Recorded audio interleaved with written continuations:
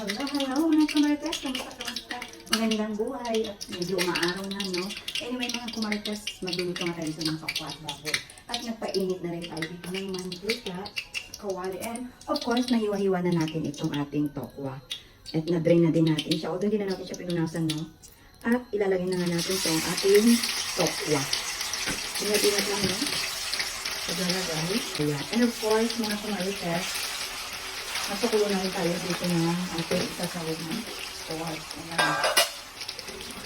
Initlahan natin siya din ng star anise, laurel, bawang sibuyas, at of course, asin.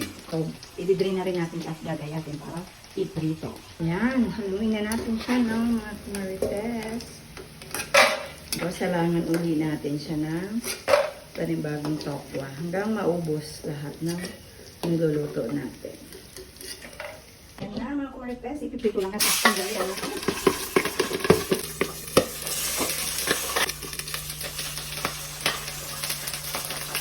Ipipito na natin mga kumarites, pero ingat-ingat lang. Hindi naman kailangan ng prito talaga ito, no? Yung iba nga laga lang talaga yun. No? Para ano siya, malambot. Pero matutusin, hindi na kailangan iprito ito. And tofu and pork ang ating ano, no? Ayan, kailangan.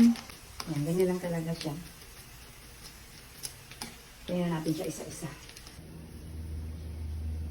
Ayan. Of course, hiwa-hiwain natin siya. Parang size din ng tofu. Ayan nga, no? Hindi kailangan masyadong malalaki. Ingat-ingat lang sa paghihiwa ng mga kumarites at mainit. Kung hindi siya pinalamig at hiniwan mo agad na napakainit talaga. Ayan. Hiwa-hiwain lang natin siya, no? Kasi din ng tofu. Tapos, yeah, kasi mix din natin siya.